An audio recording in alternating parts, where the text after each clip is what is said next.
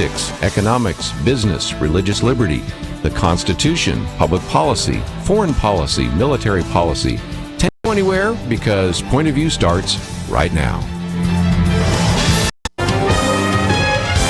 Across America, live, this is Point of View.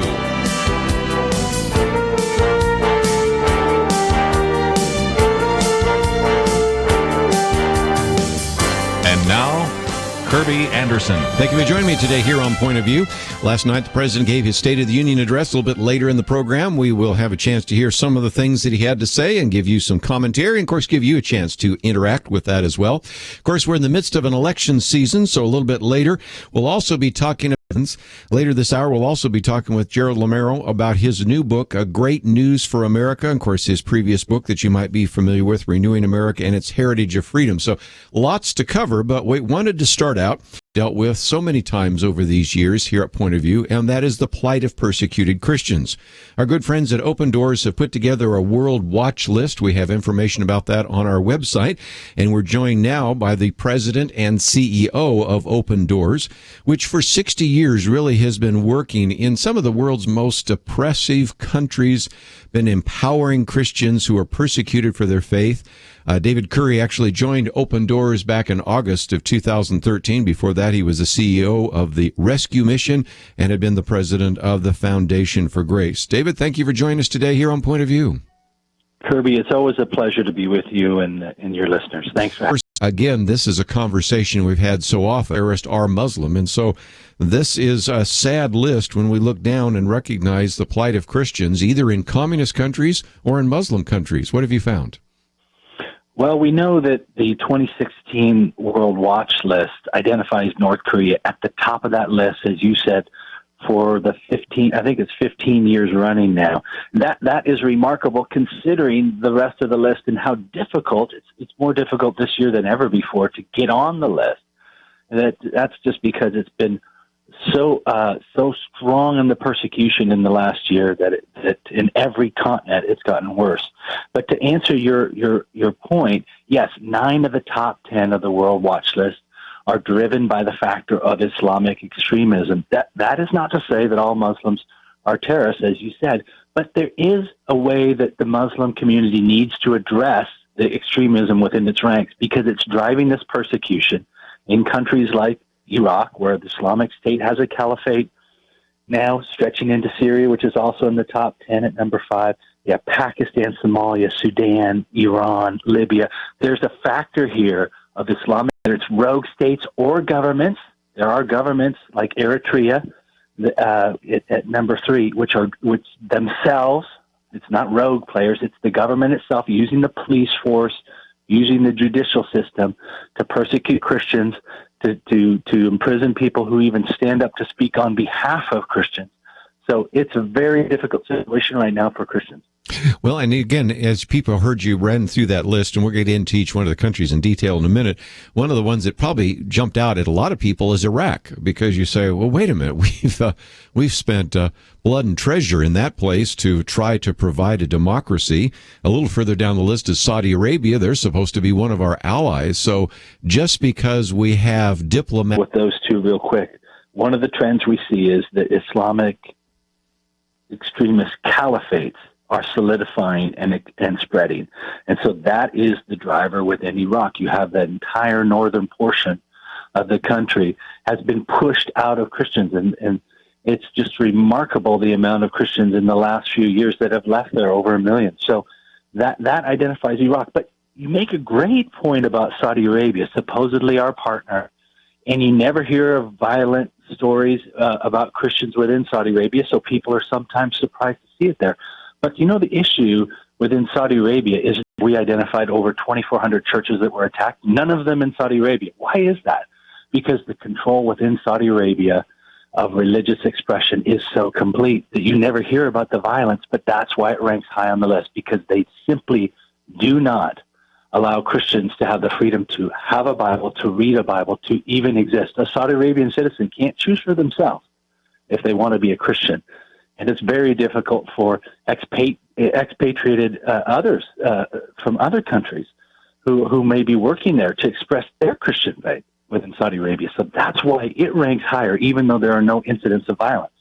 Let's see if we also, while we're talking about Iraq and Syria, I might mention that one too, talk about the impact of ISIS, because as we've talked about on this program with everybody from Johnny Moore to former members of Congress and others, there is a real concern about the fact that many Christians who have been in their various locations for millennia are now driven out, and as a result, Christians that remain, if they do remain, are being persecuted relentlessly by ISIS. Yeah, I mean that's the secondary hidden trend within there. Yes, the caliphates are solidifying, spreading there in Iraq and Syria, but it's the other trend of forced migration within these communities. So you have 300,000 Christians who are living in refugee camps. So yeah, it's a major issue, people, that this is going to improve. But the reality is all of the fundamentals that have made this such a difficult region for Christians in the last 20 months remain, and there doesn't seem to be any signs of abating.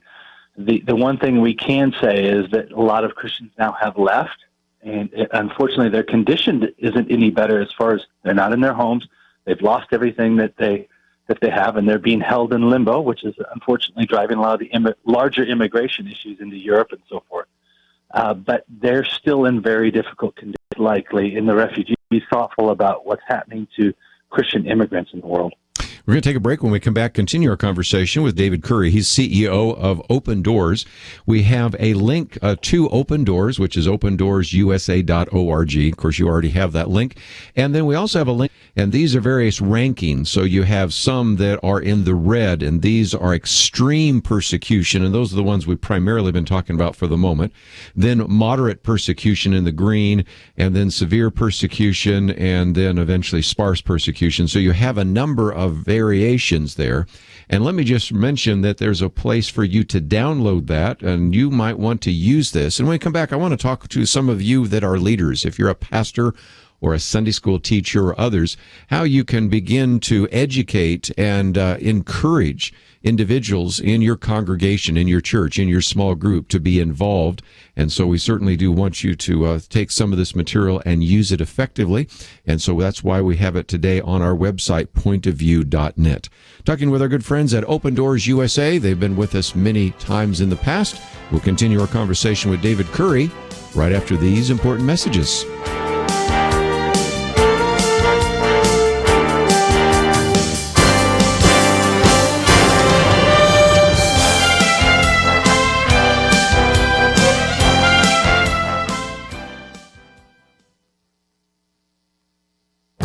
This is Viewpoints with Kirby Anderson. You know, we fought an American Revolution so that a king would no longer rule us. For 2 centuries, presidents and members of Congress served because we, the people, elected them to office. Charles Cook believes that the last few presidents have begun to act like kings. He laments that we seem to believe that we are children of legislatures, not kings. But there's nothing to guarantee that that will continue in the future. The freedom we enjoy today will not be available to our children and grandchildren. He reminds us that this president is openly promising to finish off his second term with a flurry of extra-constitutional activity by the power invested in his pen and the phone. We've already seen this in the administration's environmental regulations and immigration decisions. We're now hearing about regulations that would increase gun control and attempts to close the prison in Guantanamo Bay. These are just a few of the more recent examples of a president to act like a king. Professor Philip Hamburger, in his book on administrative law, contends that the president and the administrative branch are engaging in legislative activities that are supposed to be the prerogative of Congress. The founders intended that there would be 3 branches of government: executive, legislative, and judicial. Many are now calling the huge federal bureaucracy the 4th branch of government. Millions of unelected government employees are making administrative and legislative decisions. As I've explained in more detail in previous commentaries, Congress each year passes about 100 bills. During that same period, the executive branch issues more than 3,000 rules and regulations. Add to that various executive orders issued by the president, and it's easy to see that the president, with the executive branch, is acting more like a king. Voters this year need to decide if they want this to continue or return back to the constitutional foundation provided by the framers. I'm Kirby Anderson, and that's my point of view. Take Kirby and the Point of View team with you on the go with the Point of View app. Search for Point of View Radio at the Apple or Google Play stores.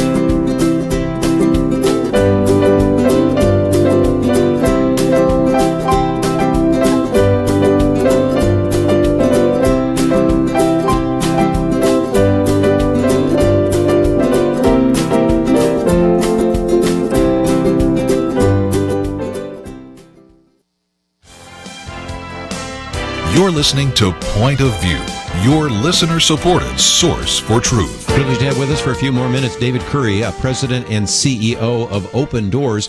By the way, if you have any comments or questions about persecuted Christians, want to ask a question, he'll be moving on, and so will we on some other topics. Feel free to give us a call right now, 1-800-351-1212. Feel free to just sit back and listen, but if you'd like to ask a question or make a comment about the plight of persecuted Christians, what you can do to empower Christians who are persecuted for their faith, we'd love to hear from you. 1-800-351-1212. You know, David, there are opportunities for those of us who teach to educate people about this issue. And last Sunday, I happened to be in Hebrews 13, and it talks about visiting those in prison. And, of course, those in prison at that time were those who were persecuted for their faith. Well, what a great opportunity. So I then put up on the slide screen all sorts of facts and figures and documentation from Open Doors to just read believers in other parts of the world are really facing a great persecution. And so I would like you for just a few minutes, since I know we have pastors that listen to this and Sunday school teachers and small group leaders and others, talk about how to take some of the things we're talking about and multiply that, or to add some of that material and use it in a way that would begin to encourage people to pray for persecuted believers and get involved. Well, I love your illustration and that you were doing that, and that's what we really want. The World Watch List is an academic study. It's the most credible source on Christian persecution because it is from the grassroots in all these countries, because Open Doors is there supporting the persecuted church. But it's not just for academics. It's really meant to mobilize the American church and the Western church to care and to pray for believers around the world, so that you know it's not just a story somebody told from the pulpit. This is really happening. The facts and the figures are right here for you. And so what you can do is, we encourage pastors all the time, download this information. We have stories and videos and maps that you can teach your Sunday school class with, that it can be resources for you as a leader so that you can be informed and really know what's happening in these countries. And when we're biblical, Kirby, as you know, we're united as the body of Christ. That means we care for those who are imprisoned for the faith, as the Scripture teaches us. We pray for them. And there are people, many, many, many tens of thousands of people in prison for the faith today. That wasn't just a New Testament idea. The New Testament was written by persecuted Christians. Today, there are many people just like that in prison for their faith and who are martyred for their faith. This year, over 7,100 people, 7,100, were executed for their faith on this globe. That's what's happening today. That's 3,000 more than last year. So we're nearly doubling now every year for the past 3 years how many people are executed. So it's a big deal. We can use it as a point of reference. We can be educated about it, but we can also use it in a scriptural sense to unite the body of Christ. Let me just mention that one of the resources that I got from your website and used last Sunday, you can find under the section called Christian Persecution, because you say each month, and if you got something to write with right now, listeners, I might encourage you to write some of these down, that each month you have 322 Christians who are killed for their faith. And of course, you multiply that by 12, and that's the number that you gave us a minute ago. But each month, 322 Christians are killed for their faith. Each month, 214 churches and Christian properties are destroyed. And each month, 772 forms of violence are committed against Christians. And that would be things like beatings and abductions and arrests and things of that nature. And that particular graphic is one of those that I posted on the screen so that people could get a sense of what is happening worldwide. And so this is the first thing to help people remind themselves that there is persecution taking place. Then you have all sorts of videos that I might mention, David, that we encourage people to maybe watch one of those videos. One of those, for example, is about 4.5 minutes, almost 5 minutes long. And that particular video or any of the others that are available on that page, then you can click on that share button and you could put that story on your Facebook page, maybe use it as a Twitter feed. Maybe people have a blog or something like that to post, and that would get some conversation going. And then all sorts of other things. I mean, in 1 Corinthians 12, it says that we're all one body, and if one body suffers, every part suffers with it. If one part is honored, every part rejoices with it. And those are things that we could do in a concrete way using social media, using small groups, using a sermon or a Bible study in a church to really begin to educate people. I couldn't agree more, and especially when you start talking about the stories, because the stories bring the facts and figures to life. Let me give you an example. On the list this year is Kenya. Kenya has gone through enormous pressure this year. It's number 16 on the world watch list, and you just think, wow, that's somewhere in the middle. That's interesting. But let me tell you the story. Just days ago, I was in Garissa, Kenya, which is right along the Somali border. It's one of these areas that's controlled and terrorized by Al-Shabaab, the Islamic extremist group. I went and walked the hallways, at that point, empty hallways of Garissa University, where in April, 148 Christians were separated from the rest of the student body and executed for their faith. When you talk to the parents, as I did, when you look the pastors in the eye there in Garissa, and you see the pain, you hear the stories, number 16 on the world watch list, you begin to get a heart for it. That's the kind of thing you get when you hear the stories on the video and when you see the personalization of what's happening, and it connects us as brothers and sisters in Christ. You know, I did a comparison, too, because if you look just at a year before, Iraq has gone up, and, of course, Eritrea, you mentioned, has gone up dramatically. Kenya has gone up.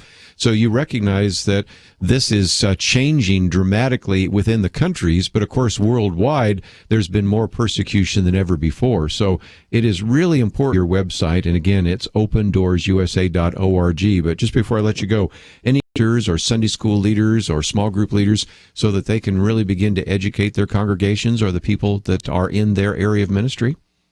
Well, as a point of action around the World Watch List, we're asking people to sign a petition today and in the days to come, asking President Obama to make this an issue in the last year of his presidency.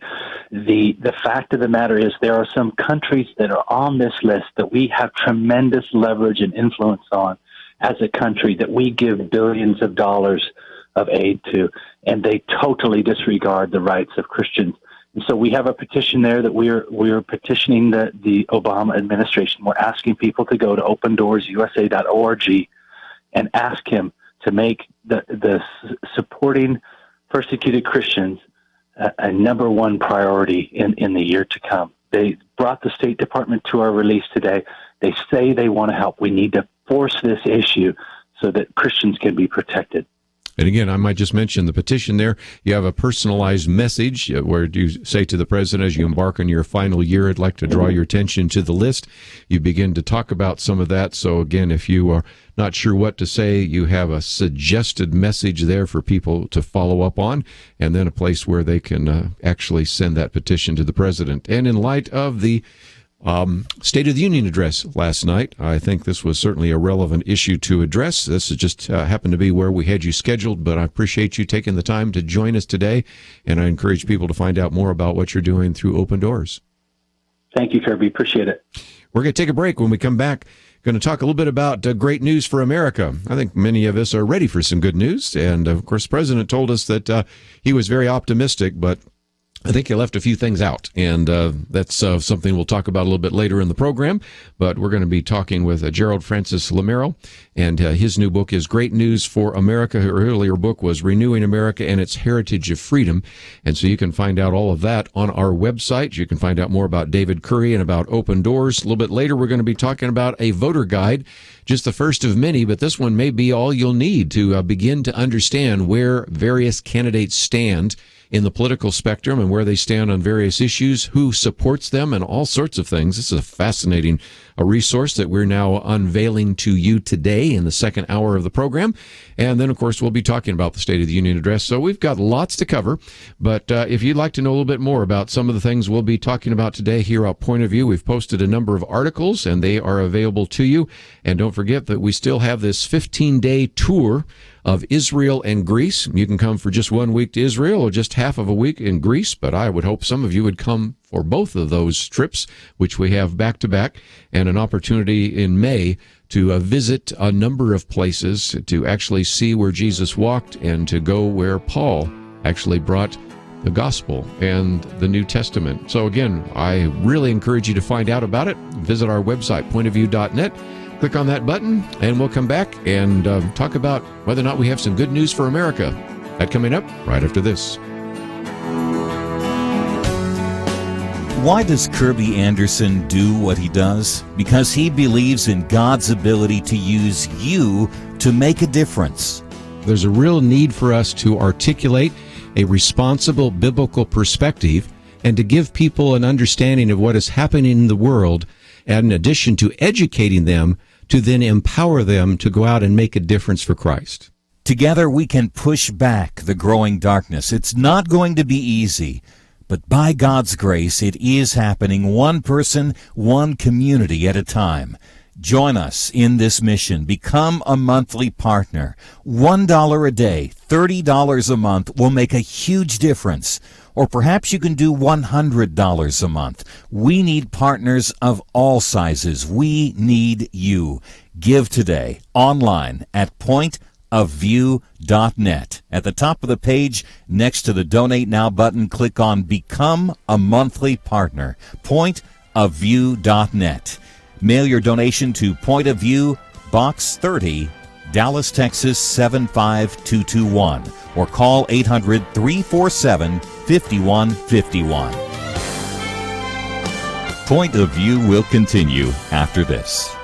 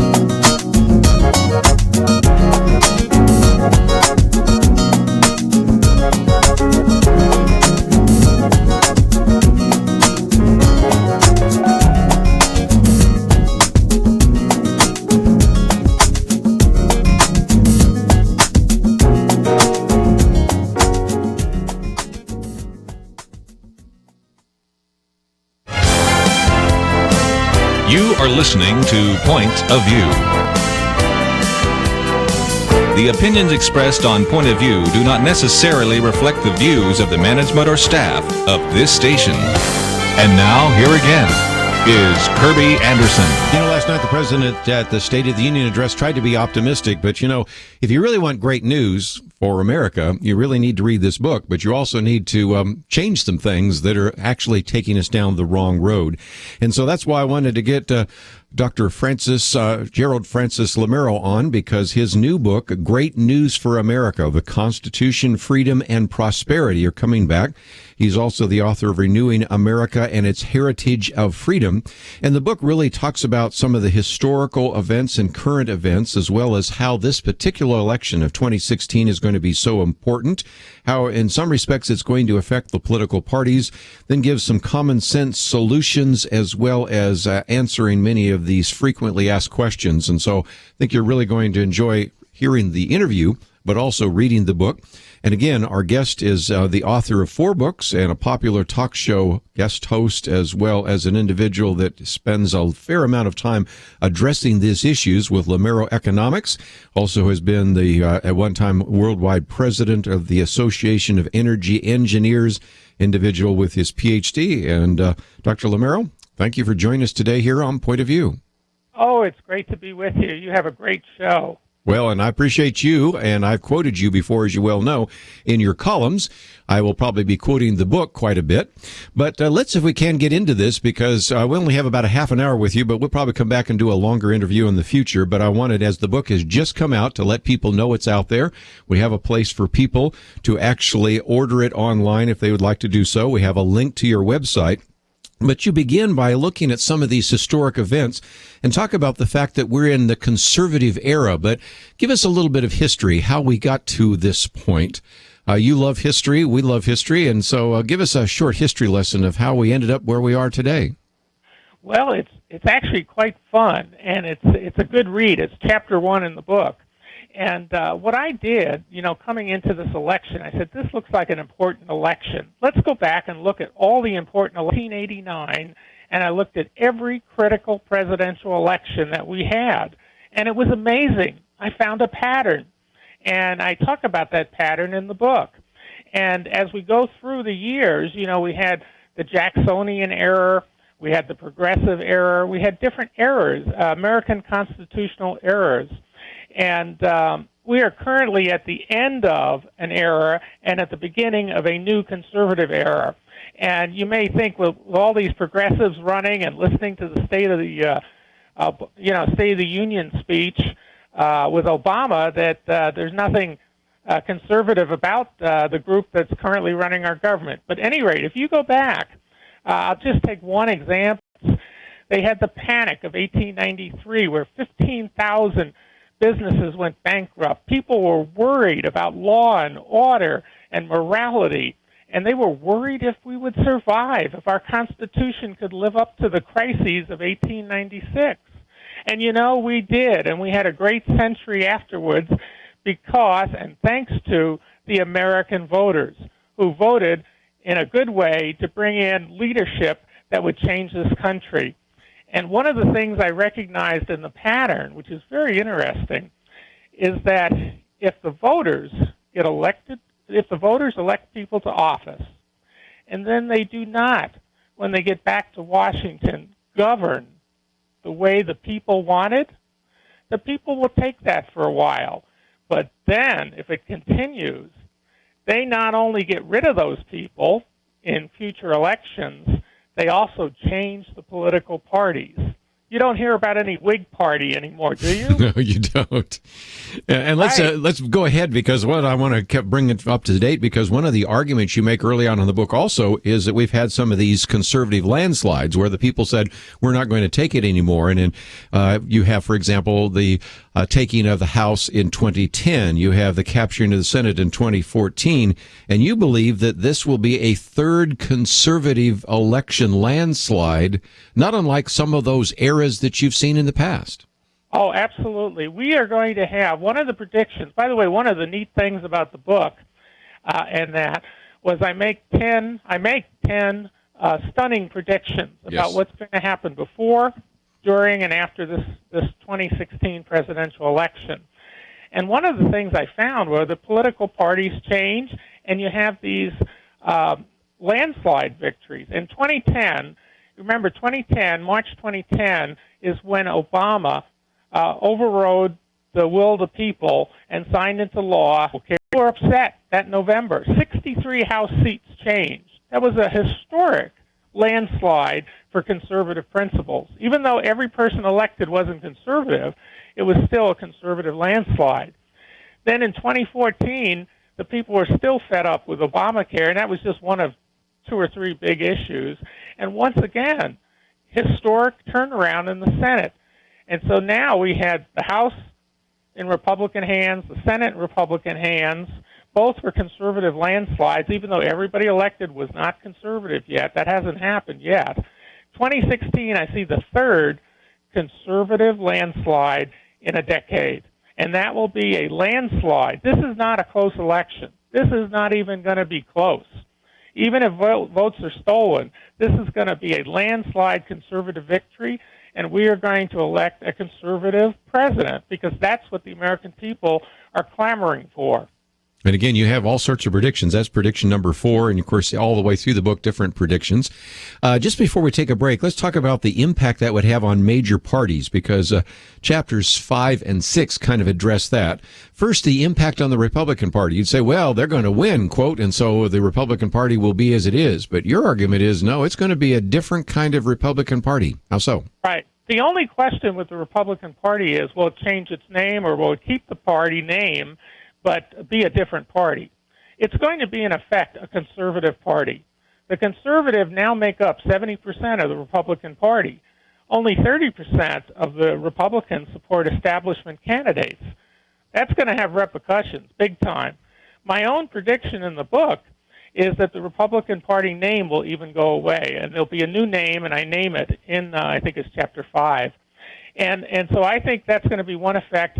Believe it or not, the Democratic Party people are mad at the Democrats, too. And a lot of their traditional identity constituencies are going to abandon the Democratic Party, in my opinion, based on my study and research. Sure. And instead, it's going to become another party with a different name, too. So the political parties are going to be realigned, and that is one of the signs of a historic and a critical presidential election. Can you imagine if you're looking back over history and trying to explain to your children and grandchildren, well, we used to have a thing called the Republican Party, used to have something called the Democratic Party. The Republican Party now is called the Conservative Party or the New Conservative Party or something like that. Democratic Party is called the Progressive Socialist Party. That would be a remarkable change in our world, but changing the name of parties where those names have existed for more than centuries would be really something. And just before we take a break, let's get to the other issue that you talk about. Is it possible that we'd also have a new third party? What are your thoughts about that? Well, my thoughts are it all along could happen. I mean, Teddy Roosevelt was rejected by the Republican convention in June of 2012. And when he was rejected, he started a third party June before the election. That's pretty close to an election. But he got 29% of the vote. So it is possible, but I don't think so. I think the way things are shaping up, that one of the candidates on the currently called Republican Party is going to be a true conservative, and that true conservative is going to win. And I do not see the need for a third party, and I don't think there are many people who could even pull it off. There's one or two, obviously, you have enough money to do it, but I don't think it's going to happen for a lot of reasons, and I talk about that in the book, too. Well, certainly. We're going to take a break. Let me just mention that we have information about this book as well as a link to greatnewsforamerica.com. And this would be a way in which, especially if you're talking with people and they're kind of saying, well, I'm really sort of given up on America, or I'd like to at least get some great news, you can click on that and get a copy of the book. And that is certainly something that would probably be a great read for you, especially as we're in this campaign season. And when we come back after the break, we're going to look at some of the common sense solutions. Again, this book deserves a longer interview, but because it has just come out, I wanted you to know about it and really encourage you to read it so that perhaps the next time we have Dr. Lameiro on the program, you'll have some content to interact with, but I think you're going to find it quite provocative and at the same time an encouragement if indeed we can elect individuals to office that would begin to apply common sense. And common sense sometimes isn't so common anymore. It's downright endangered and hard to find inside the Beltway of Washington, D.C., but maybe we can change that. We'll be back right after this.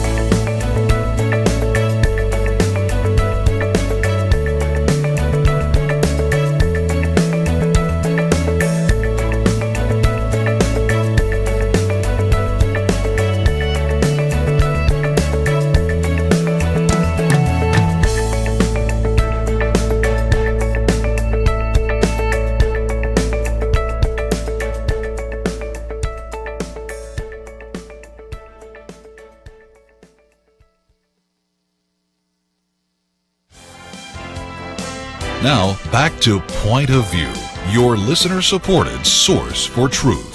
Privileged to have with us for just a few more minutes Dr. Gerard Francis Lameiro, and again, his book is called Great News for America. We'll probably do a longer interview with him in the future, but I just wanted you to know about the book as it is coming out. And Dr. Lameiro, obviously, we spent a little bit of time, talking about some of the historical events and the critical election this year, as well as the impact on the parties. But I also wanted people to understand that it isn't just a book of history and politics, although it certainly is that, but you also have lots of common sense solutions to various issues facing America. And sometimes we get the sense when we listen to a State of the Union address, we listen to campaign speeches, that some of these problems are intractable and they can't be solved, or only really intelligent people like us, candidates, can solve these problems. And yet, I think you bring a real sense of common sense to some of these approaches. And I know that's another reason why you wrote the book, because you believe there are certain things that need to be done right now if we're going to make America great again. Absolutely. I'll tell you, this book is all about the presidential election, not only the historical context, as you mentioned, but just the fact that there are real issues here that people are grappling with in their day-to-day lives, real worries, real concerns. I go all over the country, and I do hundreds of interviews on the media, and I find people everywhere, expressing negative thoughts and despair and desperation and giving up, throwing their hands up, and saying, we're finished. And I don't believe that at all. I had the great opportunity to work on the Reagan campaign, and I know what optimism is like, and I know how he had great optimism in the American people, and I share that. And I believe that each one of the major problems we face can be solved if we get rid of the progressive socialist mindset of the current administration and replace it with core conservative principles. And in the book, I talk about the 12 core conservative principles that I think are making up the new conservative era that we're going to have starting January 20th, 2017. And I also look at the actual problems that have triggered this angst and this frustration of the American people. And I talk about each one of them, and the common sense solutions that conservative principles bring to the table. And we can solve every one of those problems. And I even go through, in one of the later chapters, how fast will it take to get a booming economy? How fast will it take to rebuild our military? How fast can we do the other things like secure our border? And it turns out it's not going to take that long to solve a lot of problems. And let me tell you, that terrible Iranian nuclear deal, terrible deal, that can be wiped out with the stroke of the pen, because that was an executive order. It should have been a treaty. When you engage with 6 countries, according to the Constitution, that is a treaty situation, and Obama ignored that and created this Iranian nuclear executive agreement, which is questionable as to its validity, but that can be wiped out with an executive order of the new president 15 minutes after he gives his speech and walks into the Capitol. And you've got a whole section here on how fast will it take to repeal the executive orders, how fast will it take to repeal the Iranian nuclear executive agreement, how long will it take to secure our borders, Obamacare, how long will it take to create a booming economy. And for people that might say, well, he doesn't know much about planning economics, I might remind them that you were an assistant professor at a major university, and a lot of what you dealt with was economic growth and analytics and do some of the computer modeling and all of the rest. But in the time we have remaining, let me just jump to the one chapter there about what our listeners can do, because you wrote this book not only to educate people, and you do a great job of that, and motivate us to see that there is a future, but you also want to empower us to go out and make a difference. So what would you say to our activist-oriented audience already to actually go out and do? Well, if you're concerned about our nation, and I think most Americans are at this stage, let's face it, you need to get involved, and you need to go out and research what are your most important issues. I can guess what they are because I listen to people all the time, and I go through that in the book. But you need to look at the people out there and you need to make smart selections and get active and vote.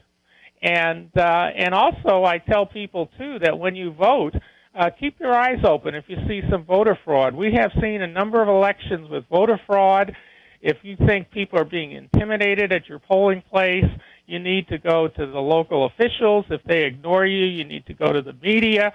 But that's something they need to do. And also, you need to be optimistic, because I really think that we're going to come through this great. Just like 1896, people were worried that the country was over. We had an election that was historic and critical, and America boomed in the 20th century. And we are going to boom the rest of this century, too. Well, again, appreciate your optimism. I know you worked on the Reagan team. I believe you were even one of the electors in the Presidential Electoral College. So you were involved back then, and you're involved now. And Dr. Lameiro, I've certainly quoted you in some of my commentaries, and certainly want to encourage people to maybe find your previous book, Renewing America and Its Heritage of Freedom, but especially this new book just out. Wanted you to know more about it. Great News for America. We have links to his website, which is greatnewsforamerica.com, and also a place for you to order it. And I would encourage you to find out a little bit more. You might also schedule him to speak, and maybe somebody in Dallas schedule him to speak so we can have him in studio soon, because that would be great to do as well. Dr. Lameiro, I love it. I appreciate you writing all the things that you write, and thank you for joining us today here on Point of View. Well, thank you. You do a great job, and you're a great American. Well, thank you. That is Dr. Lameiro, Dr. Gerard Francis Lameiro. And again, the book is entitled Great News for America. And I thought I just might mention again that he does a very good job of giving you the whole package. First of all, looking at some of the historic events. And I had never really looked at that before in terms of the fact that we had a constitutional era, we had a Jacksonian era, we had a Civil War era, we had a progressive era, we had a constitutional activism area. Of course, we've had the entitlement era, as well as, of course, now we're moving into a conservative era. And those are very important. And then really spend some time talking about how important this election is, and then how this has the potential not only to change the country, but even to change the face of these political parties, which you're beginning to sense even right now is happening. Look at who is leading in the Democratic Party. Look who is leading in the Republican Party. Would any of you have predicted either of those events a year ago? I doubt it. I seriously doubt it. Something is happening that is remarkably different. And then, of course, we go through, and almost half of the book is common sense solutions to the issues facing Americans, issues of morality, issues of freedom, issues of national security, issues of economic security, and much, much more. And then some very important frequently asked questions. So again, I think you're going to find the book really helpful, and I hope it will be an encouragement to you. Might mention, too, in just a few minutes, in our second hour, we're going to talk about this new voter guide that has been put together that you're going to find very helpful as you begin to evaluate candidates. And you'll learn more about them than you ever would have been able to learn before, because of some of the good work that is being done by Richard Ford and the people at Heritage Alliance, and we'll be talking about that. And, of course, we'll end the program by looking back over a few of the things the President said during the State of the Union address. So please take the time to join us in the second hour. And if your radio station can't carry it or you can't listen to it, you might want to download the podcast. As you go to the website, don't forget, we have my commentary today on presidents and kings, which I think you'll find helpful and might want to put on your Facebook page. And, of course, our link to 15 days in Israel and Greece, and I hope some of you can join us. It would just be a great tour that will be taking place in May. After the election's over and before the general election, it'd be a good time to travel to the Holy Land. I'm looking forward to it, and I hope you can join us as well. Let's take a break. When we come back, we're going to talk about a very useful voter guide that will help you be an educated and empowered voter. We'll be right back. Have you ever thought about taking a trip to the Holy Land? I know I have, but perhaps like me, you've always thought, there's no way I could ever afford it. And how would I get around, make sure I see everything? Well, maybe, just maybe, it's time to realize you can do it. Point of View has made the plans. 15 days, 10 in Israel, the possibility of 5 more on the journeys of Paul in Greece. And the cost? Well, It's pretty surprising. You can check it out at pointofview.net. Click on the Journey to Jerusalem banner. Imagine yourself in Caesarea and Nazareth, where Jesus grew up, in Capernaum, on the Sea of Galilee. We don't suggest you get out and try walking, but, well, you could. The Dead Sea, Masada, the Temple Mount, the Garden Tomb, it's all included, and you'll be accompanied by Kirby Anderson. And I don't even have time to talk about Greece. Athens, Corinth, Berea, Thessalonica, Philippi.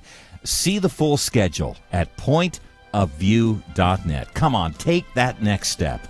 Pointofview.net. Journey to Jerusalem. Pointofview.net. Point of View will continue after this.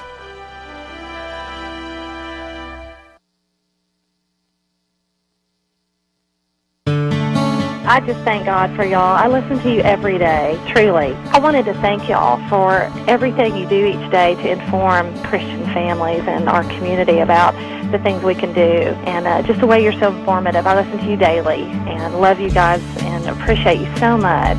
God bless you, Kirby, for keeping this show so on track and for the decades of wonderful help to this nation that Point of View has been. We're all big fans of your work, and we pray that God will just prosper it. As a Christian, over the years that I've followed this program, I am constantly challenged to be on guard and to evaluate what's going on. And if for no other reason, to protect the caliber and the truth of your programming, I need to participate and to back your program financially to ensure that the truth stays out there for people to hear, to view, and to be a part of.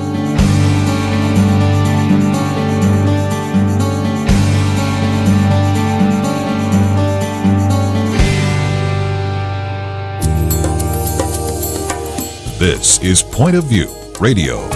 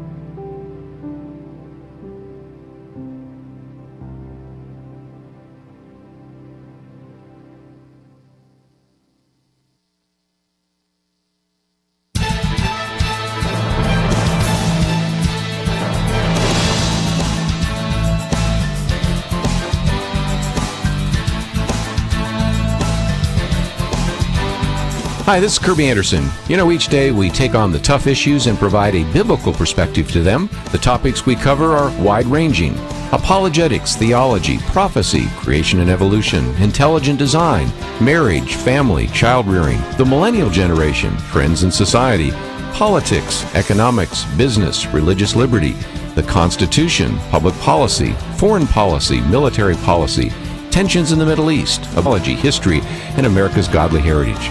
We talk about anything that affects your faith, your family, or your freedom. So don't go anywhere, because Point of View continues right now.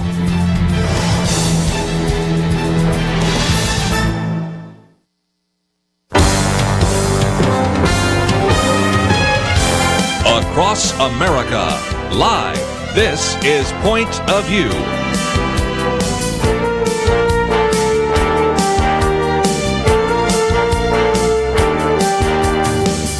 And now, Kirby Anderson. You know, during every election season, we try to give you as much information as we possibly can about the various candidates so that, first of all, you will be educated and empowered to go out there and cast an intelligent vote.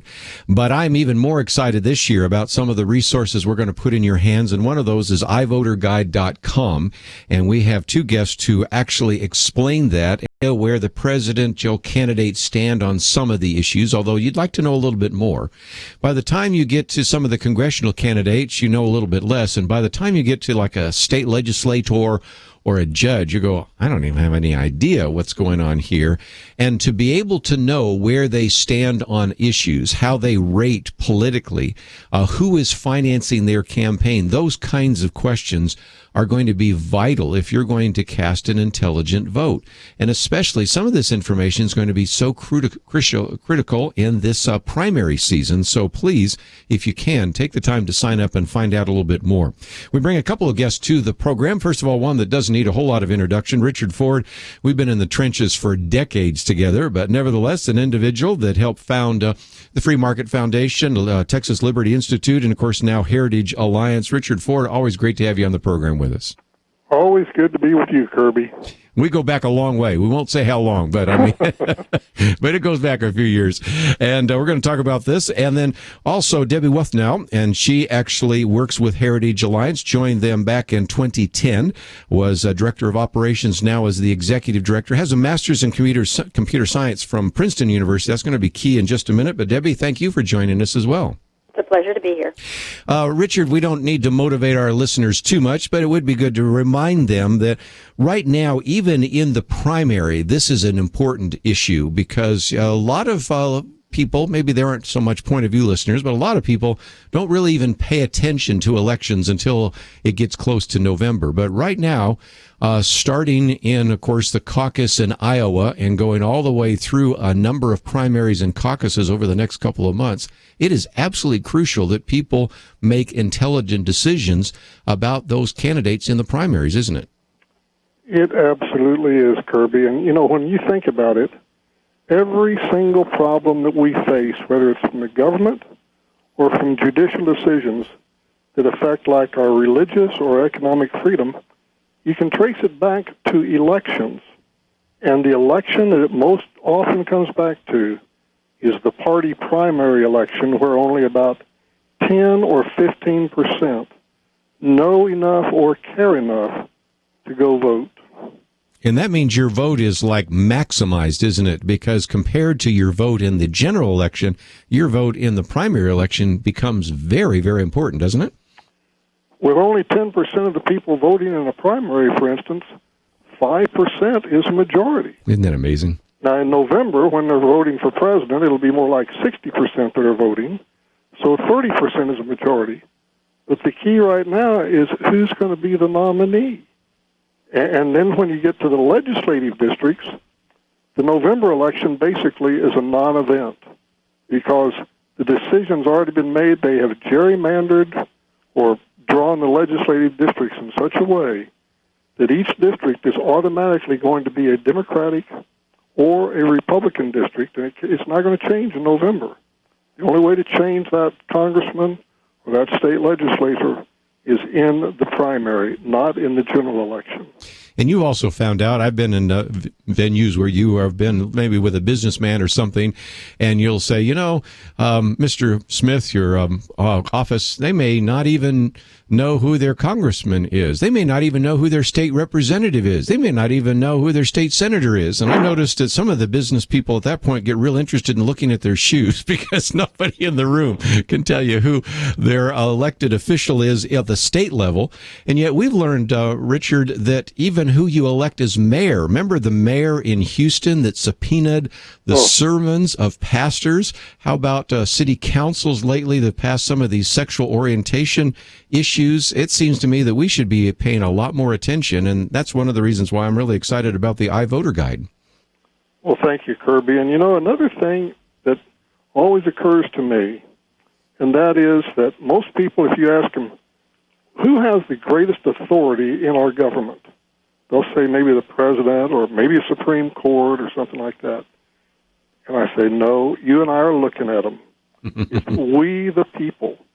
But if we the people don't vote, then basically we are burying the authority that God gave us according to Romans 13:1. We're burying it just like that steward that buried his talent. Yes. And we are, as a result, we're being chastised, and we are losing the authority just like that steward lost his.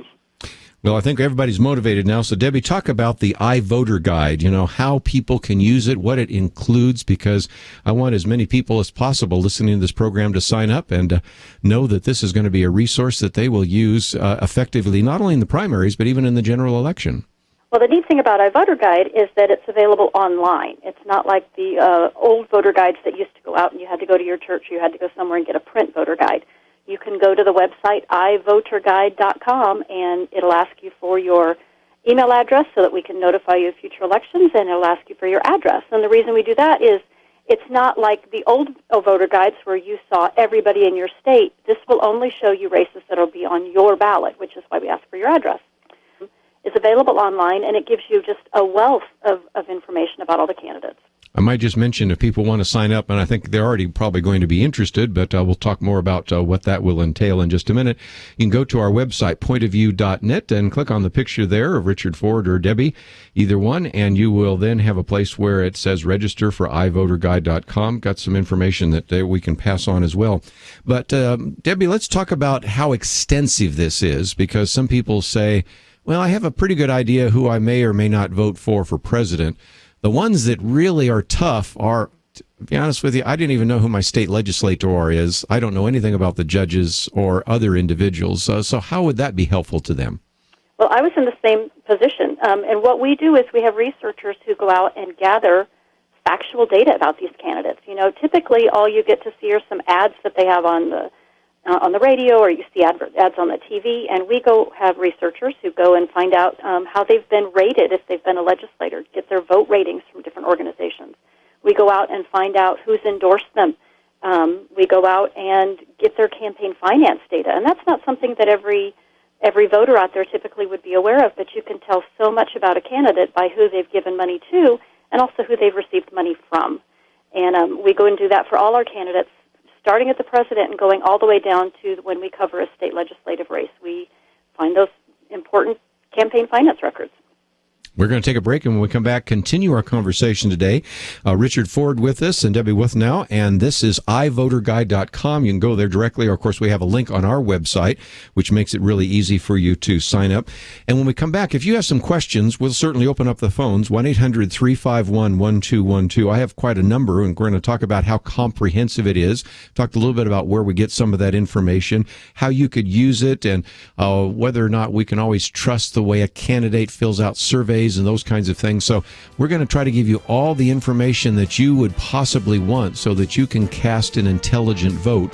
But if you'd like to join us as we talk about this new voter guide, 1-800-351-1212. We'll be right back.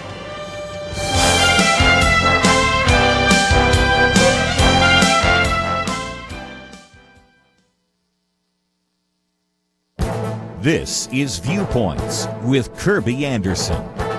You know, we fought an American Revolution so that a king would no longer rule us. For 2 centuries, presidents and members of Congress served because we, the people, elected them to office. Charles Cook believes that the last few presidents have begun to act like kings. He laments that we seem to believe that we are children of legislatures, not kings. But there's nothing to guarantee that that will continue in the future. The freedom we enjoy today will not be available to our children and grandchildren. He reminds us that this president is openly promising to finish off his second term with a flurry of extra-constitutional activity by the power invested in his pen and the phone.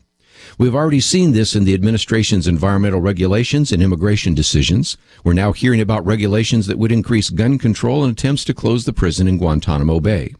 These are just a few of the more recent examples of a president to act like a king.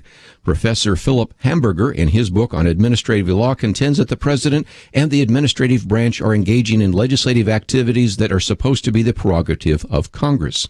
The founders intended that there would be 3 branches of government: executive, legislative, and judicial. Many are now calling the huge federal bureaucracy the 4th branch of government. Millions of unelected government employees are making administrative and legislative decisions. As I've explained in more detail in previous commentaries, Congress each year passes about 100 bills. During that same period, the executive branch issues more than 3,000 rules and regulations. Add to that various executive orders issued by the president, and it's easy to see that the president, with the executive branch, is acting more like a king. Voters this year need to decide if they want this to continue or return back to the constitutional foundation provided by the framers. I'm Kirby Anderson, and that's my point of view. Take Kirby and the Point of View team with you on the go with the Point of View app. Search for Point of View Radio at the Apple or Google Play stores.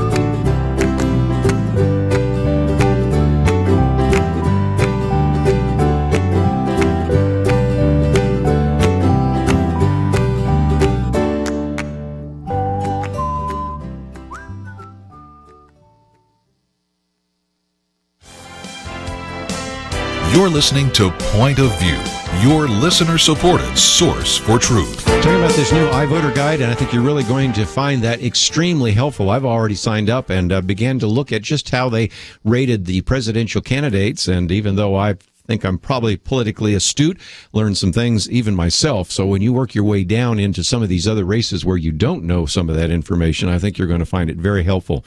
Richard Ford with us, Debbie Wuthnow, and along the way we'll take some phone calls, 1-800-351-1212. And let's, if we can, go to line 1, Mark in Georgia. Mark, thank you for joining us today here on Point of View. Well, thank you so much, Kirby. Enjoy your show. And the idea of this vote intrigues me, but it would be nice public policy if each candidate were required to put out, I guess, their platform so we could read it and understand it versus what the media is saying their candidate is. Yes. I'll take your comments offline. Sure. You know, and Debbie, I wanted to come to you because one of the questions people have so often is, well, if the candidates don't answer the surveys that are going out, of course, we've had Kelly Shackelford in here talking about the fact that one thing he would do then, and I know others will do this as well, is put the party platform up and then say, well, if you don't answer our survey, we'll assume you agree with the platform. And then a lot of them go, oh, no, I don't agree with our platform on this or that or the other issue. But I think you obviously can determine a little bit about where an individual stands because he or she should be a part of a party and either agrees or disagrees with that platform. But also you could find out some of that with their financial data. If an individual is supported by the National Abortion Rights League and Planned Parenthood, I have a pretty good idea where they stand on abortion. If, on the other hand, I see that they're supported by groups associated with Eagle Forum or a Free Market Foundation or maybe even American Family Association, I'm thinking, okay, I have a pretty good idea where they stand as well. So by digging in a little deeper, you can really help people understand where candidates stand on a lot of those issues, can't you? Yeah, digging in not only to the campaign finance data, but looking at the voting records. And we do have candidate surveys that we send out. And, the presidents, only about a third of the presidential candidates answered the survey. But for presidents, we actually went and researched some of their positions and have included an annotation with all the survey questions. In addition to those campaign finance records, we actually get, as you go further down the ballot, it's harder to find out information on those people lower on the ballot, but they tend to actually fill out the candidate surveys more frequently. Yes. So a third of the presidential candidates filled it out, but we've just are working on right now our Texas and Ohio voter guides for this upcoming primary, and 60% of those state legislative candidates have completed the survey. So if you take that plus all the campaign finance data and the voting records, we get at least one data point on about 60 to 80% of the candidates in the voter guide, which is so much more than the average voter has seen in the past. It seems to me, and Richard, maybe you can speak to this issue because we're the old guys around the table here, that this is providing more information than any voter guide I've ever seen in history. Is that an overstatement, or is that pretty accurate? Designed with that in mind. I was so tired of these candidates that would not answer the questionnaires. And even when they answered them, you couldn't be sure they were telling the truth. So we decided we'd design the entire thing around what was public information as well as the survey. But as Debbie has mentioned, we have voting records, we have donation records, we have endorsements, we have the issue survey, but when they don't answer that, we also, for the presidential candidates, we've got source and data on probably 20 different questions that they've answered or not answered. So it's a very, very complete and comprehensive. Then it gives a grade for each one of them, too. Yeah, yes, you gave them a grade. And Debbie, I might just mention, as you were pointing out, you're still collecting some of the data. So it's one of those places where you want to visit more often, and that's why you want people to sign up, because then you can say, okay, we've added new material here, and we have this on these legislators and this on this particular congressional candidate. And so as a result, as you collect more data and as more is available, then people can collect that right up until the day they cast their vote. True? Well, definitely. And, if they go and sign up now and look at the presidential information, we'll be continuing to update that because the election cycle, it's going to be spread out over the whole spring for these primaries, and we'll be updating that as we do each state primary and working on getting the state data out. And we'll let them know when there's more information out there. Again, what we might talk on, and we also had Gary Fraser in studio, we pointed out that you had, I know this is going to make your teeth ache, 39 million born-again Christians who did not vote in the last presidential election. 26 million that were registered to vote but did not vote, and 13 million that weren't even registered to vote. Now, I'm hoping we might get some of those 13 million registered to vote, but I got to believe that some of the 26 million that were registered to vote and did not vote did candidate, but possibly just because they did not feel competent enough to make an intelligent decision about the campaigns and about the election. This seems to be a very good way to solve that problem. True? Oh, absolutely. I mean, this has more information than I've seen on any kind of election over the last 40 years. Oops, gave myself away, didn't I? Yeah. But anyway. And I want to emphasize again, though, people may not be happy with their choices, but they generally have the opportunity to be happier in the primary. And that, again, is when they will be voting for probably 9 other people that didn't care enough or know enough to go vote. And that's where you get your nominees at the presidential side. And for the legislative side, that's where you actually get your legislators, because that's going to determine it. So again, Debbie, talk about how people sign up. It's pretty simple because, as you said, you're going to need a couple of things. They're going to need name and address so that then figures out which congressional district you're in and which state representative district you're in and those kinds of things. Some other information, but you're using this so that you can then provide as much voter education and information as possible. And then as a person signs up, what do they receive so that they obviously can go to the website, but obviously you're going to, if they have their email, be able to communicate with them as well. And so what kind of updates will be coming down the line? we'll give them updates as there are more, as the next election comes along, and when we publish and get information on the next races that will be on their ballot and in their state. And one thing that we haven't mentioned much, and I want to make sure that we make a point of this, is we have not just the data that you would have to dive through, because that can be a little cumbersome for everyday voter, but we actually have that, like people like Richard and like you who are politically attuned and are knowledgeable, and they look at all this detailed data. They get together with a panel and make sure that they align with our conservative principles, and they come up with an evaluation of that candidate on a 7-point scale from very conservative down to very liberal. So if you want to, trust those people that have done that and dive through the data on maybe a race or two, then you can look at their evaluation to help you determine which of those candidates are going to be more conservative. I'm glad you said that, because, again, if you are just one of those people who say, I just want to know the best candidate, oh, okay, that looks good, and go on, fine. But I would, again, recognize, and Richard, you know this of our audience, we have a lot of activists out there, so there's some that might want to dive into the data and then put on their Facebook page, did you know that candidate X was endorsed by or received funds from, that, and so... And that's on our website. Ted Cruz was endorsed by Netanyahu, and who would know that without diving deep or going there? So again, just some great material. So again, it's real simple.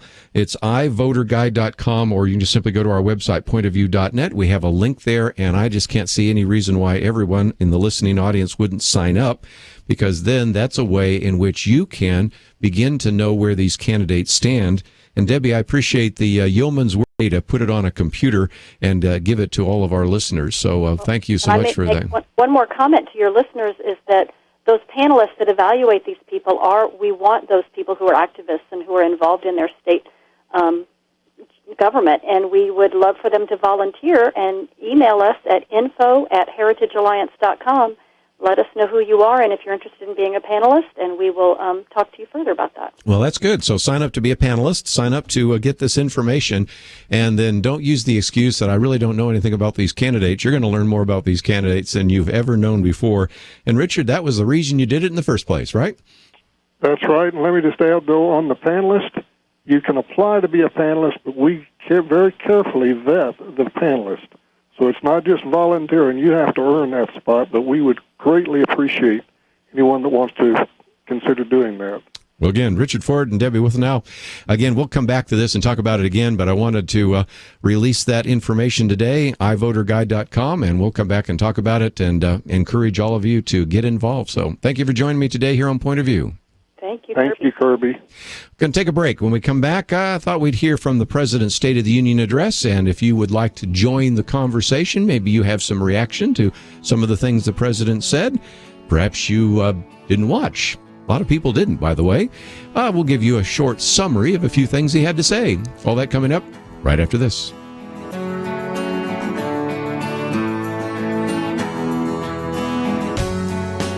Why does Kirby Anderson do what he does? Because he believes in God's ability to use you to make a difference. There's a real need for us to articulate a responsible biblical perspective and to give people an understanding of what is happening in the world, and in addition to educating them, to then empower them to go out and make a difference for Christ. Together we can push back the growing darkness at a time. Join us in this mission. Become a monthly partner. $1 a day, $30 a month will make a huge difference. Or perhaps you can do $100 a month. We need partners of all sizes. We need you. Give today online at pointofview.net. At the top of the page, next to the Donate Now button, click on Become a Monthly Partner. Pointofview.net. Mail your donation to Point of View, Box 30, Dallas, Texas 75221, or call 800-347-5151. Point of View will continue after this.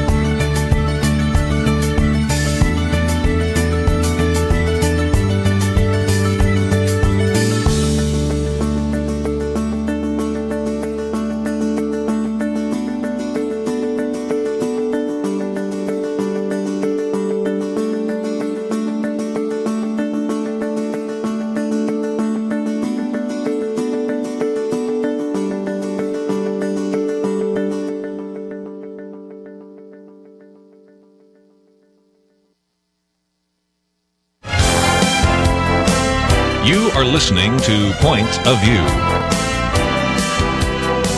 The opinions expressed on Point of View do not necessarily reflect the views of the management or staff of this station. And now, here again is Kirby Anderson. Final half hour. If you'd like to join our conversation, 1-800-351-1212. President's State of the Union address last night. Thought we'd spend just a few minutes talking about that, but looking ahead to two very important events this week. Thursday night will be the Republican presidential debate. Saturday will be the Democratic presidential debate. Both of those will be very controversial, full of tension, and we will cover those in their entirety. We will have a number of clips that we will play Friday from the Republican presidential debate, and then on Monday we'll play some of the clips from the Democratic presidential debate. But I thought just before we move on to those and recognize how important they will be in terms of selecting our next president, we'll look back. And it was interesting. Wall Street Journal said that as he begins his final year in office, President Obama's legacy project is already in high gear. This includes Tuesday night's State of the Union, which is best understood as the start of a campaign to persuade Americans that the last 7 years have been better than they believe. It needs to start early because the reality makeover won't be easy. And then it goes into, for example, some of the things. Of course, the president did inherit a recession, but at the same time, they point out that oftentimes deep recessions usually rebound faster and higher, and these have not. The jobless rate has fallen. But again, it's fallen to 5%, but back in 2007 under George Bush, it was like 4%. So any kinds of claims of growth a minute. And there are a lot of things. This particular article talks about one word that we never heard, and that was the word debt. Half of the national debt was run up during this administration, to go from this approximately $8 trillion to almost $19 trillion, or if you want to go and say a little bit more belongs to Bush, okay, $9 trillion, and now it's almost $20 trillion. You can get the point. I mean, it's rather dramatic.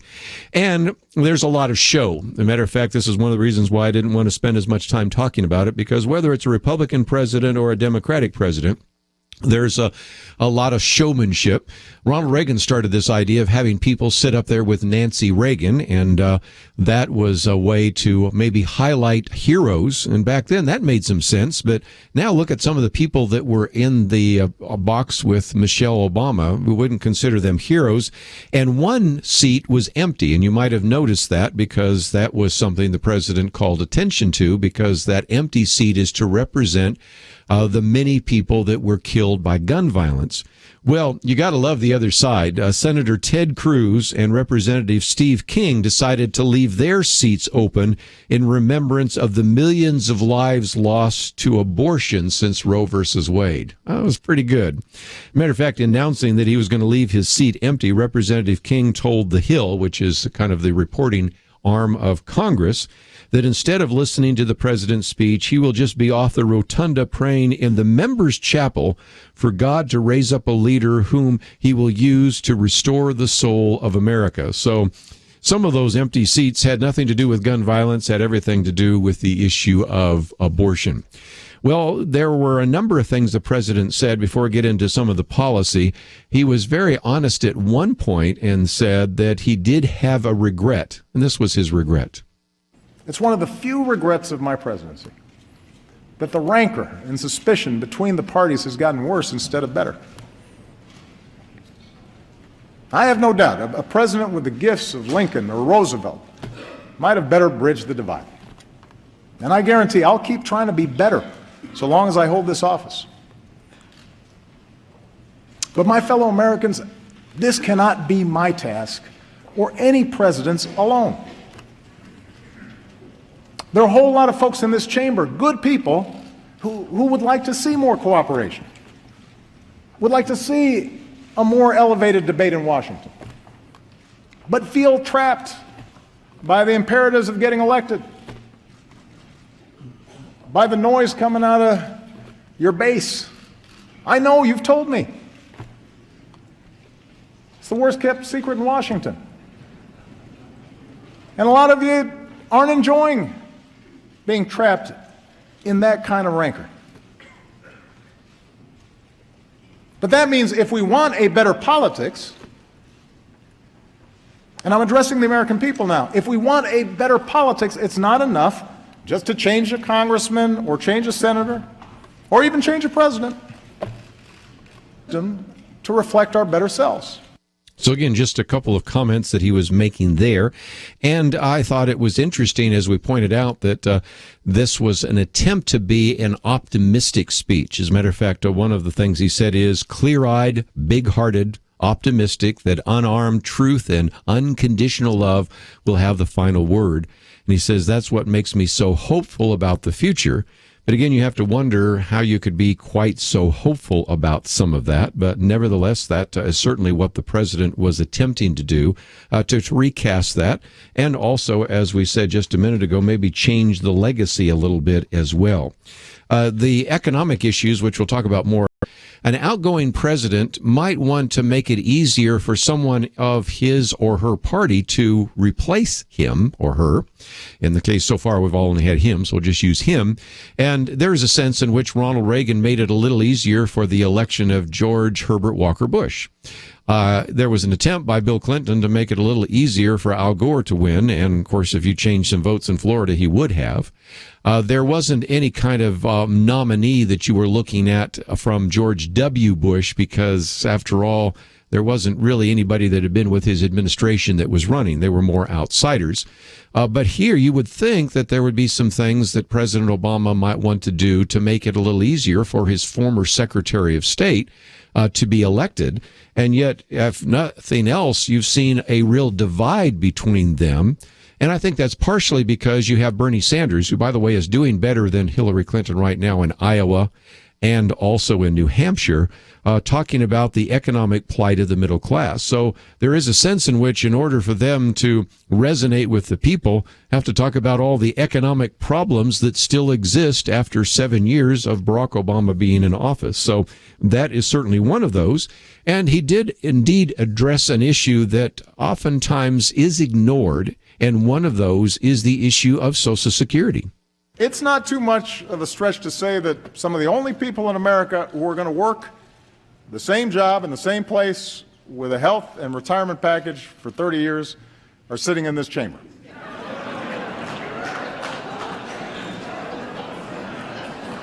For everyone else, especially folks in their 40s and 50s, saving for retirement or bouncing back from job loss has gotten a lot tougher. Americans understand that at some point in their careers, in this new economy, they may have to retool, they may have to retrain, but they shouldn't lose what they've already worked so hard to build in the process. That's why Social Security and Medicare are more important than ever. We shouldn't weaken them, we should strengthen them. That groan was, I guess, expected when he's referring to the fact that members of Congress will be there for some time, and that's a sad commentary. But, of course, we have an election where we can send a few of them a pink slip and send them home. But let's take some phone calls along the way. In South Carolina, Jerome, thank you for joining us today here on Point of View. Yes, sir. I have a question about I understand that we had a couple presidents in the past that served more than 2 terms. True. But I was wondering, now we understand that I believe it's a Second Amendment that does not allow the president to serve a 3rd term or more. But I was wondering, does that apply to if that president wants to turn around and run for vice president? Does that apply to that? That's a good question. I would assume not. I can kind of research it, but again, a lot of that gets back to some of the challenges. But that was brought into effect after Franklin Delano Roosevelt ran more than 2 times. There had been kind of the assumption that you could run for 2 terms as president, and then you would term limit yourself. And so now, of course, we have an amendment in the Constitution. It's not the Second Amendment. I'll give you the number in just a minute.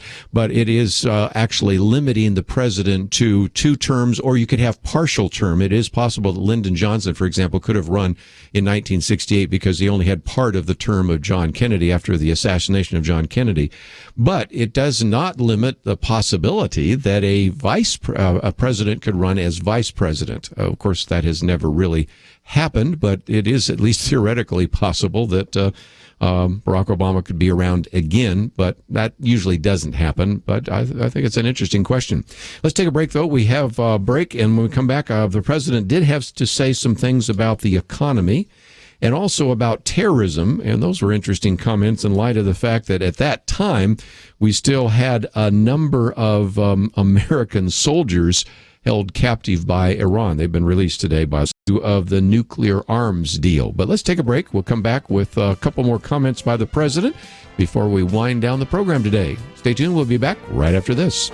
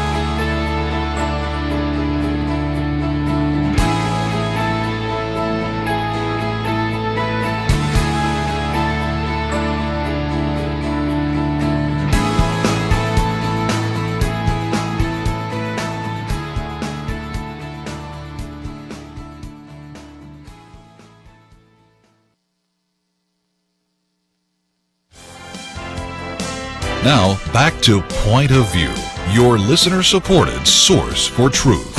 You know, Jerome asked a good question, and as far as I can tell from the 22nd Amendment, there is nothing that would prohibit a president for an opportunity to run as vice president. I can't imagine that would happen, but again, it says no person shall be elected to the office of president more than twice, and no person who has held the office of president or acted as president more than once.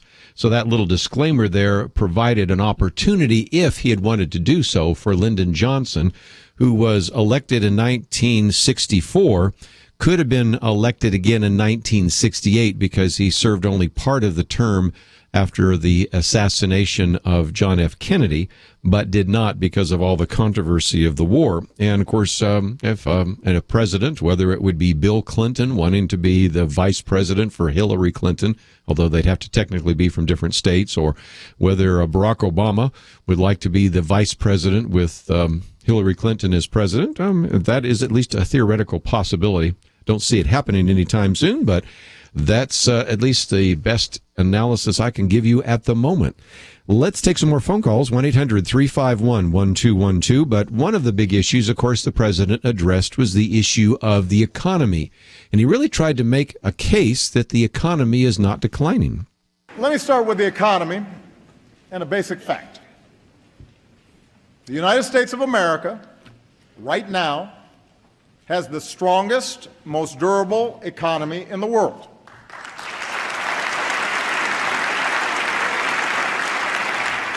We're in the middle of the longest streak of private sector job creation in history.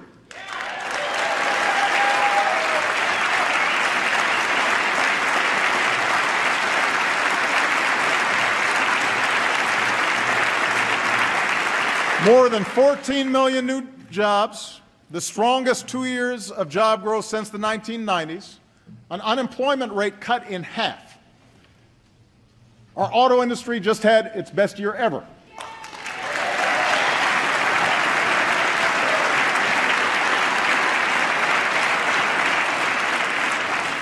That's just part of a manufacturing surge that's created nearly 900,000 new jobs in the past 6 years. And we've done all this while cutting our deficits by almost 3/4.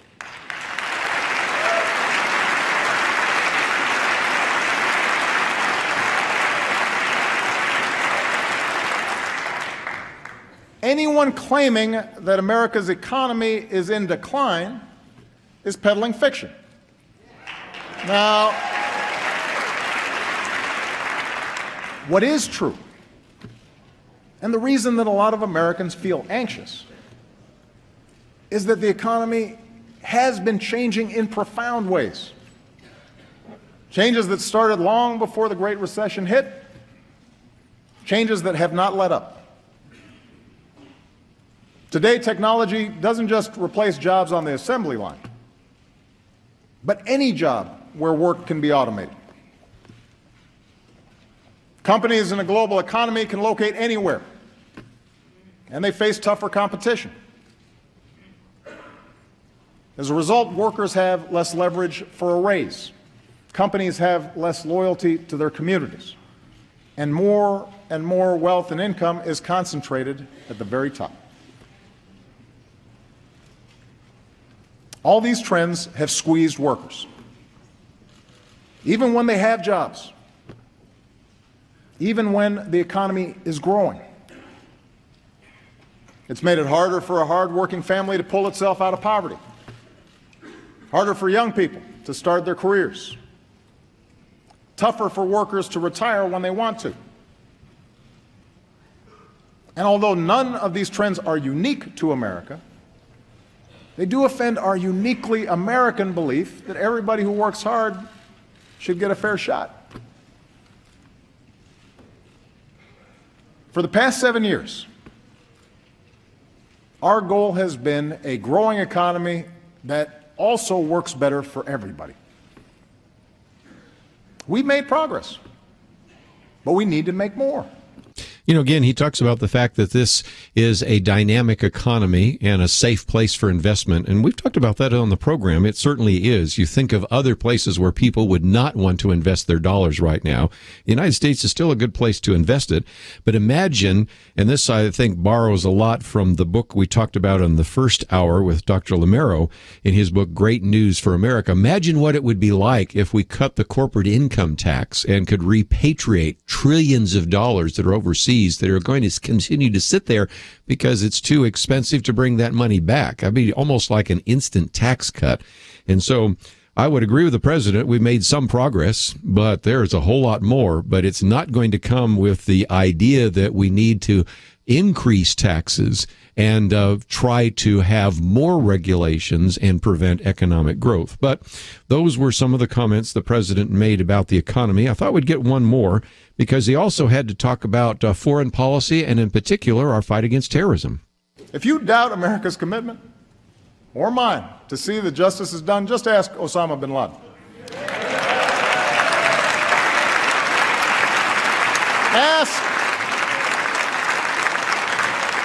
Ask the leader of al-Qaeda in Yemen, who was taken out last year, or the perpetrator of the Benghazi attacks, who sits in a prison cell. When you come after Americans, we go after you. And it may take time, but we have long memories, and our reach has no limits. So again, just a couple of the comments he made. Again, Wall Street Journal, I love the way they put it here. You know, the president claimed foreign policy success, but didn't have a lot of connection to reality. Its failure to enter or a meltdown, spreading chaos throughout the Middle East. It nurtured the Islamic State, which has swamped Europe with refugees and aspiring jihadists in the United States. So what they say is killing Osama bin Laden was not an even trade for the rise of ISIS. So a couple of issues. And of course, as the president was speaking last night, you had Americans held hostage. It didn't last long, fortunately, but think about this for just a minute. We're still in the process of sort of ratifying this nuclear deal with Iran. They fired a rocket next to one of our ships. They actually held a crew of U.S. sailors. What is going to happen when maybe they no longer have to be nice because they've gotten everything that they need? We've going to give them $150 billion and the path to nuclear arms. And that all came during this administration. Lots of things to talk about, but we're simply out of time. But I did want to spend just a little bit of time looking back over the issue of the State of the Union address. We're going to look forward, though, because we have a Republican presidential debate on Thursday. We'll talk about that on Friday in our weekend edition. And, of course, we have a Democratic presidential debate on Saturday. We'll talk about that on Monday. In between time, we're going to spend a little bit of time tomorrow talking about how we can certainly learn once again how to defend our faith. Then Dr. Carol Haynes will be in with us, and we're going to be talking about some of these education issues, in particular Common Core, because I think education is another one of those issues we need to know more about, especially in this particular political campaign. So we have that all available on our website, pointofview.net, and those will be the interviews we will do tomorrow. As you go to the website, you might go to my commentary today on Presidents and Kings. It's done very well on Facebook. Maybe that's due to the graphics that Shamila put up. I don't know, but maybe the content there as well. A lot of people are liking it and reprinting it. So if you'd like to read it, it's available to you as well. And of course, we have an opportunity for you to join us on our 15-day tour of Israel and Greece. I'd love to have you join us. And if you'd like to get some more information on the ivoteguide.com, that's on our website as well. I want to thank Andrew, Catherine, and Chris for their help behind the scenes. We'll see you back here tomorrow as we talk about how to defend your faith and how to think about public education. All that coming up tomorrow, and we'll see you then.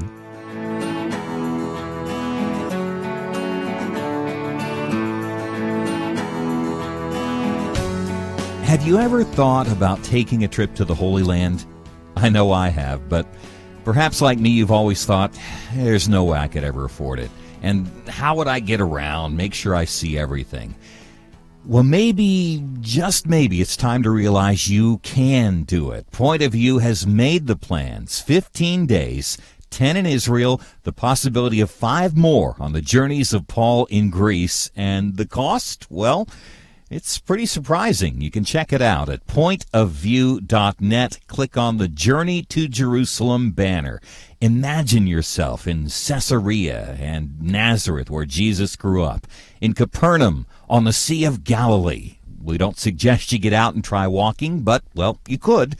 The Dead Sea, Masada, the Temple Mount, the Garden Tomb, it's all included, and you'll be accompanied by Kirby Anderson.